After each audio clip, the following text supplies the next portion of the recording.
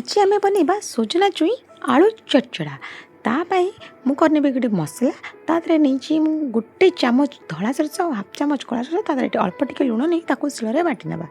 बाटी सारा पे काटी नेबा आम सजना छुई एबे नुआ नुआ सजना छुई आसुची बहुत सरू सरू मिलूची चोपा छड़ाया दरकार नहीं जब आप मोटा मोटा थी एमती सैड्रु काटिकी चोपा छड़े ने बस तेज नुआ नुआ चोपा छड़ाया भी दरकार नुह 1.5 इंच साइज सब काटी ने मुझे 1.5 इंच साइज काटी नहीं आ गोटे नहीं आलू आलू गोटे मोटा मोटा काटी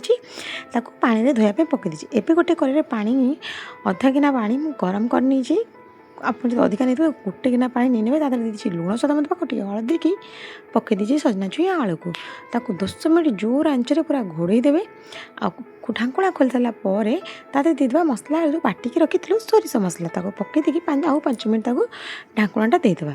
ढांकुणा दे सारापर आप मो चैनल नुआ थे मो चैनल को सब्सक्राइब करने आउ ढांकुणा खोली सारापर पानी मरिया फुटेबा आउ कि अल्प समय 5-10 मिनट पानी मरीज